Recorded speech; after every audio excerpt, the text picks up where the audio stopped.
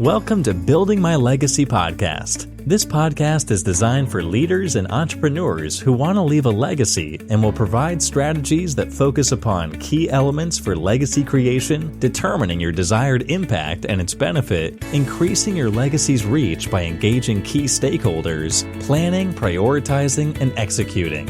Here's your host, Dr. Lois Sonstegard. Welcome, everybody, to today's Building My Legacy podcast. I have with me Skye Stevens. She is a very fascinating woman because she comes to us from Queensland, Australia, and she has developed, she's a co-founder of the Association of Professional Builders, and she built that to help builders systematize their building company. And she wanted them to be able to gain more leads. She wanted them to increase their margins and to be able to really scale their businesses. And I think for many builders that I know, building is so hands-on and customer-oriented that having that opportunity to really build the business is a challenge. But I think that's true of a lot of businesses. So, Skye, with that, I'm going to just turn this over to you and let you start with what got you into this and what the challenges are that you see. Totally. Well, look, firstly, thank you for having me on, Lois. Really appreciate it. And thank you for that introduction. So the story, it goes back longer than when we started the Association of Professional Builders. So the Association of Professional Builders, we've been building this for about 5 years now. And when I say we, Russ Stevens and I actually co-founded it. So Russ Stevens is actually my father.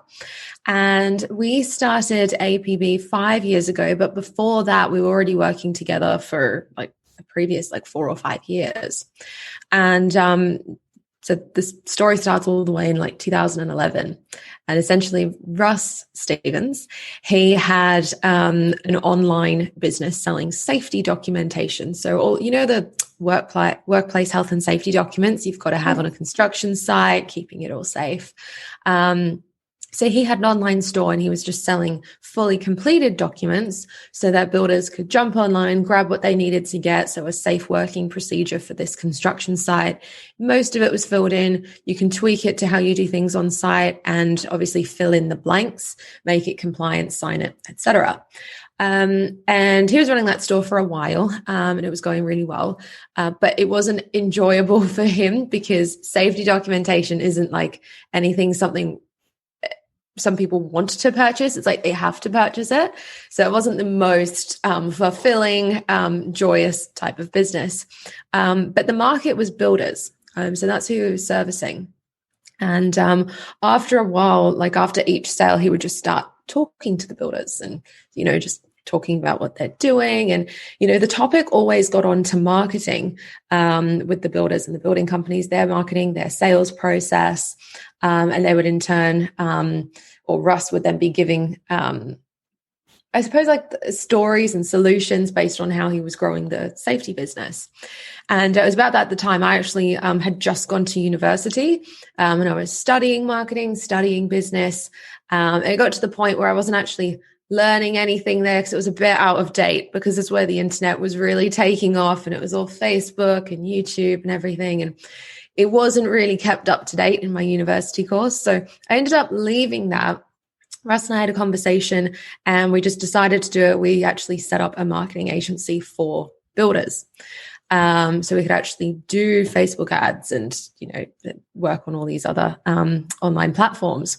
So we created a marketing agency and it went really well. We grew it year on year on year.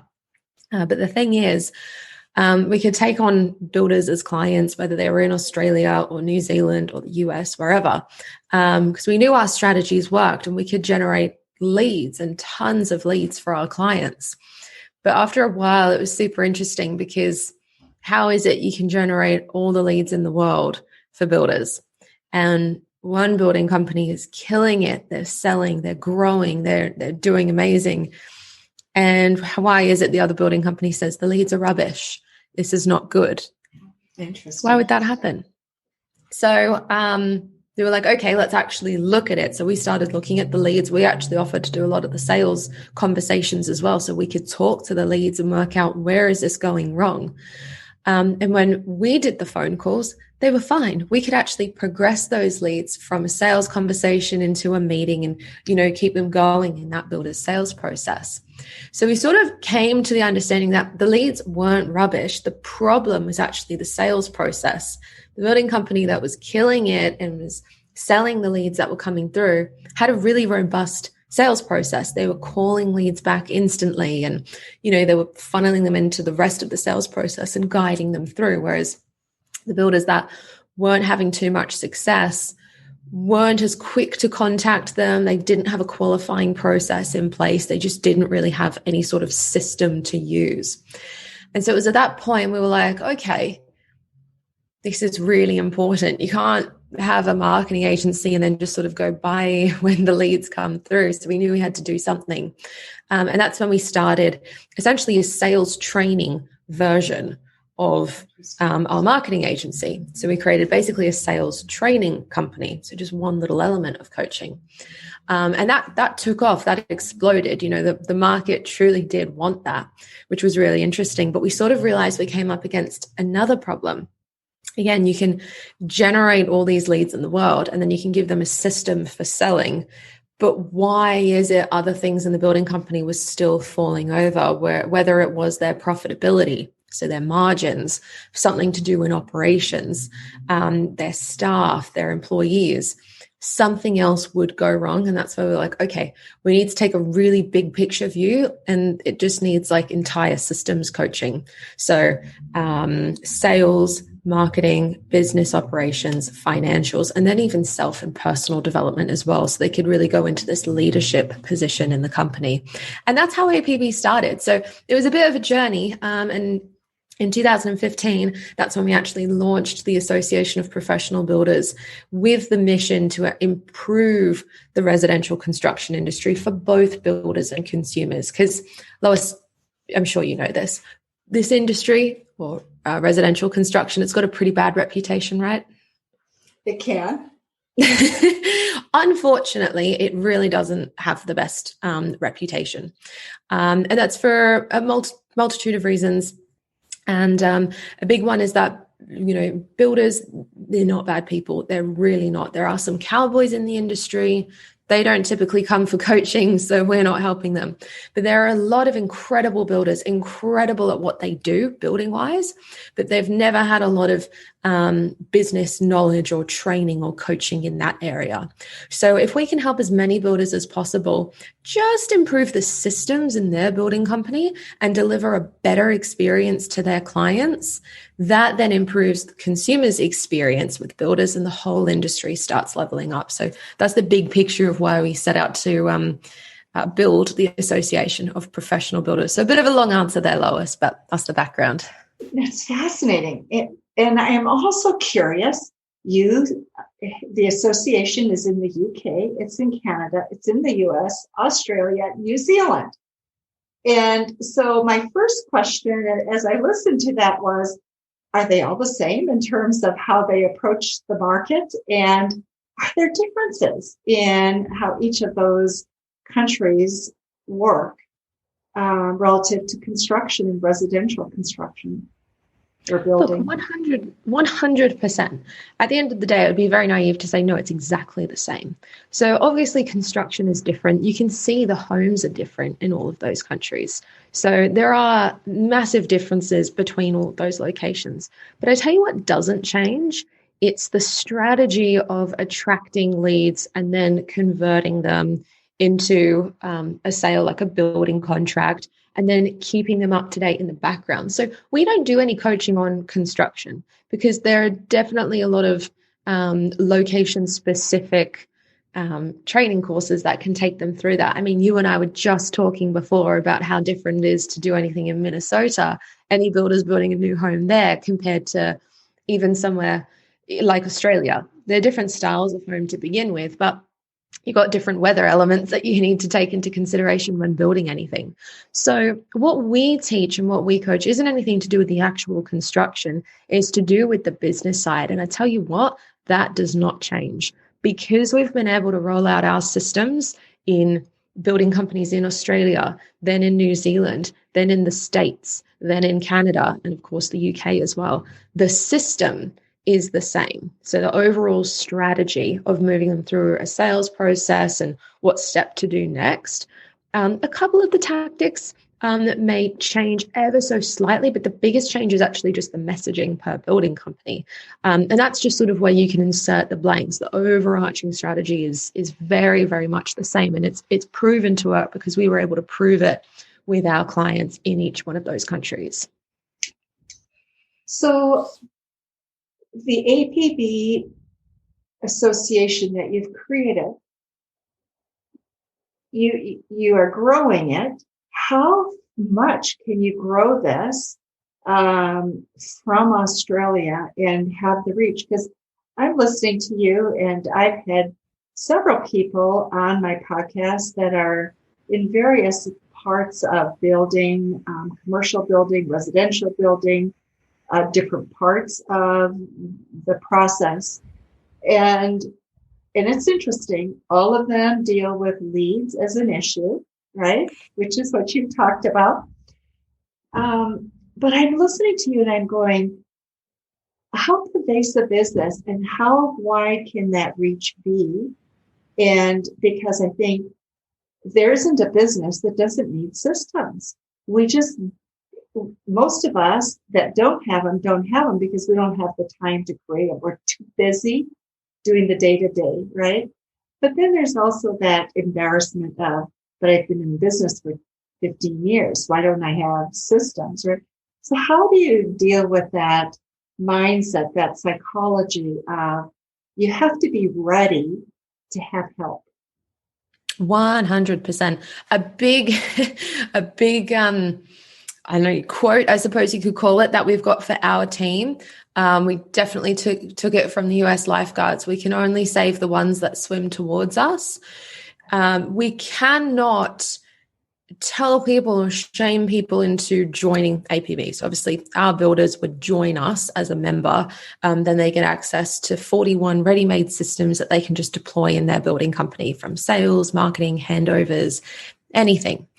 But the thing is, if someone is not ready, they believe they've got it all, they've got all the answers, or they think they're fine, they don't want help, there is no sense in us trying to convince them that they do. You know, that is absolutely fine. If you want to keep going, absolutely no problem. Here's some free videos, all the best for the rest of the year. Because we actually at APB invest so much in marketing and advertising. So we are posting daily on 4 or 5 different social media channels. We are spending so much on advertising across Facebook, Instagram, Google, YouTube. So when people sort of come into our orbit, they'll get followed around with different ads. Obviously, there's a lot of email marketing going on. And all it is content. It's basically making them problem aware, because not too many people, contrary to what you'd think, I think a lot of people in this space, business owners and entrepreneurs, seek out help and coaching. Not too many building company owners are. So they're not seeking out a coach or trying to have help with their building company. So a lot of our marketing is making them problem aware. So they sort of know the issues in the building company, but then just sort of also showing, hey, there is a solution. And did you know about this? And that's basically how we can get people interested in a solution, and then we'll have a conversation with them.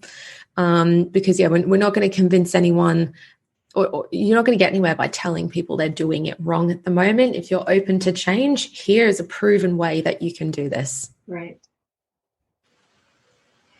I think people are desperate for proven ways, strategy that are also pragmatic, that they can implement. So are you also there, Sky, to assist people to answer questions? Is it an online course? Is it a keystone type of product? How does your product really work for people? So we have two key levels. So on its standard level, our builders join us as a member, and it's an on-demand coaching portal. Think of it like Netflix for builders, right? So they can basically browse through over 41 different systems. So that could be a handover checklist. It could be a monthly financials checklist, like how to read a profit and loss statement, for example. Then it could be sales or marketing. So they get to browse through these ready-made systems, and it's on demand. So whichever stage your building company is at, you would pick the most appropriate system to go through.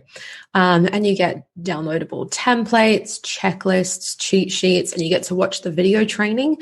And they're all incredibly short, so you can just go and deploy them into your building company. Like, let's actually put it to work and get this rolled out inside your building company. So that's it at its most basic form. That's our membership.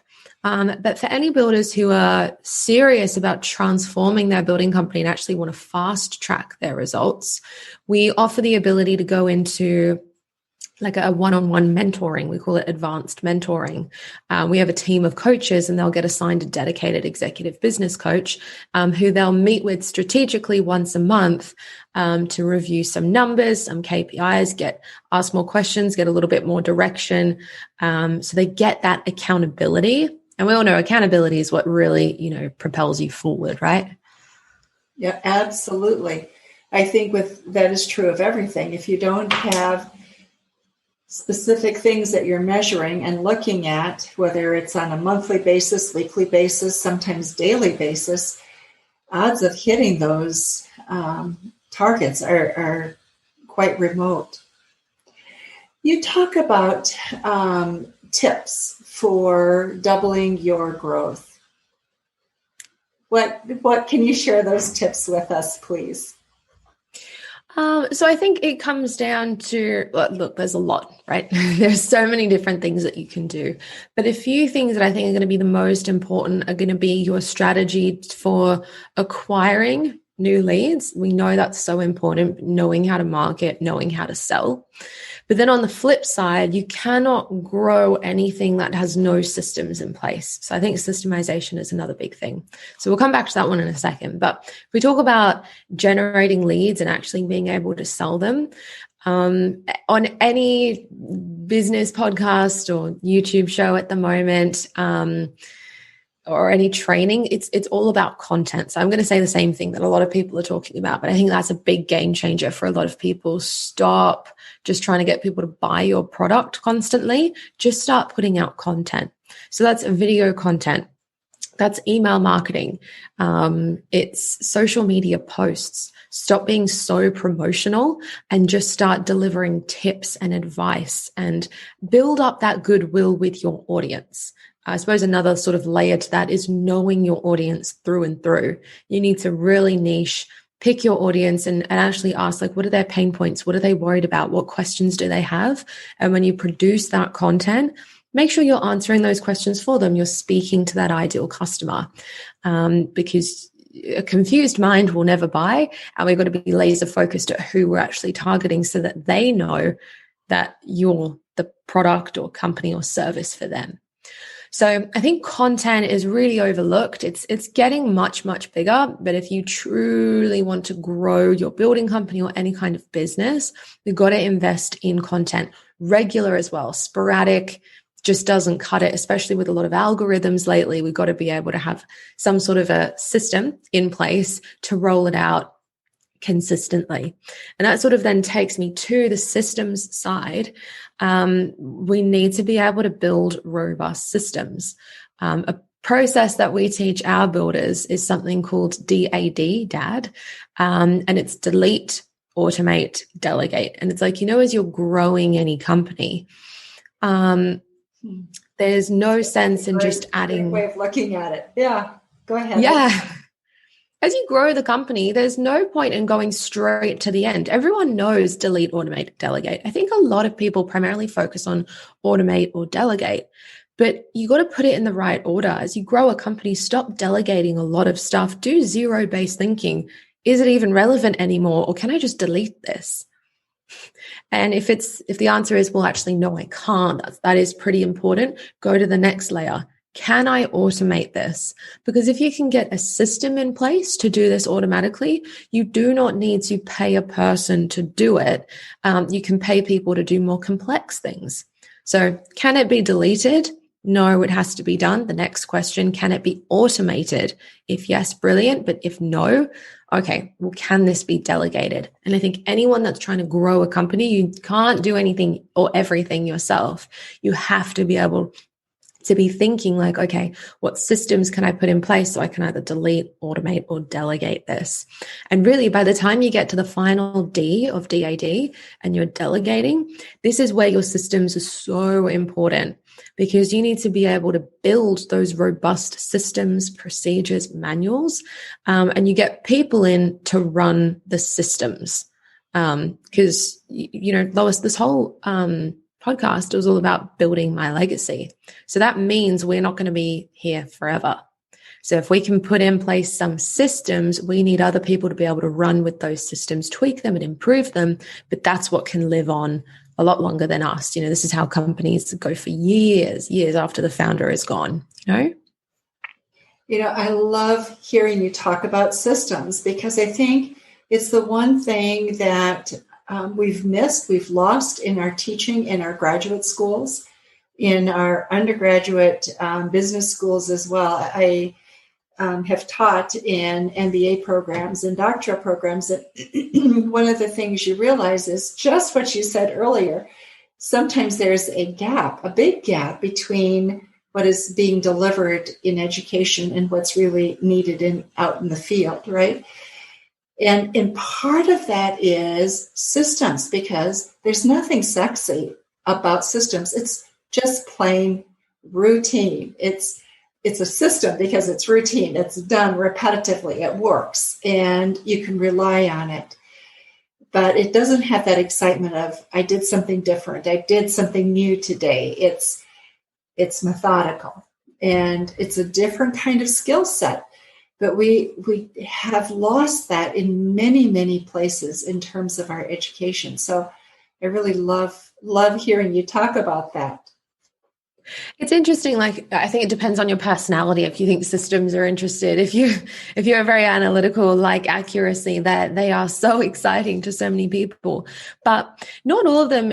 Like when we talk about building systems as well, there are so many other levels to a good system. You've got your repetitive, same thing every single day type system, where it truly is, technician work, because it's the same thing day in, day out. But then think of it like this: the sales process is a system as well. Like, that is a system inside a building company or any other company. And it's basically, okay, here's the funnel. People are entering up here, then they're going to interact with that. Then I know that I need to get them on, book a phone call. And I'm going to have a phone call with them, and I'm going to qualify them by getting the right answers to these 7 questions. That is a system, but any great salesperson, they have flair to them.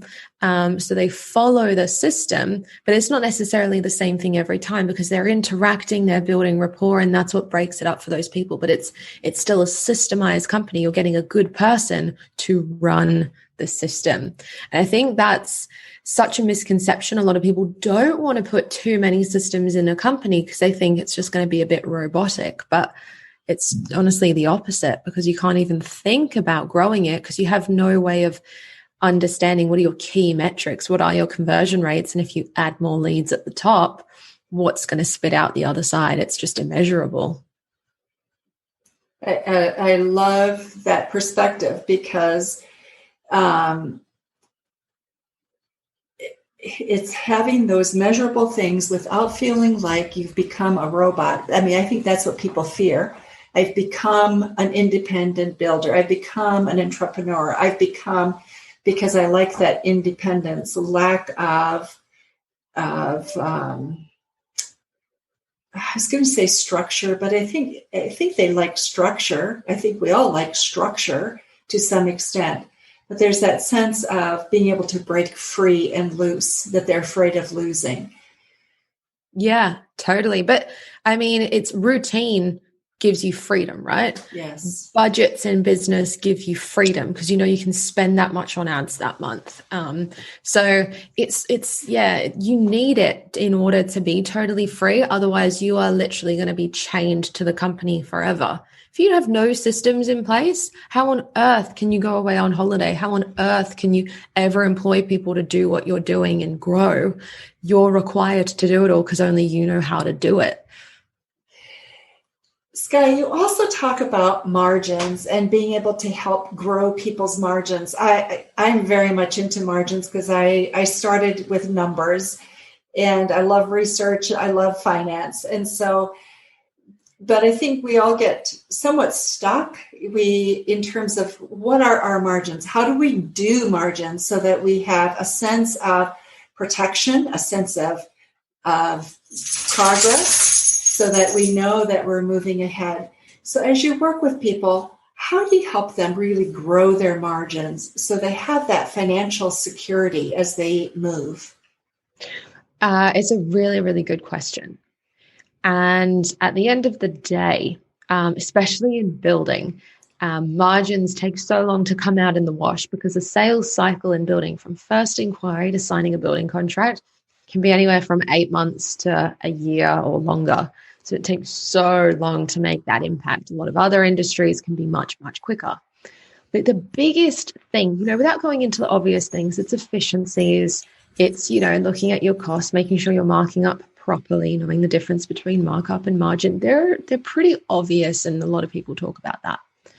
The next level or layer that you could even go to is actually transforming your business, your offering from a commodity into a professional service provider, because commodities are all judged based on price, and that's where margins suffer, Whereas if you're no longer in that playing level or playing field or whatever, if you're no longer playing that game, you're playing a whole different game, and you are going after people that want you regardless of what your price is going to be. That's how margins truly increase.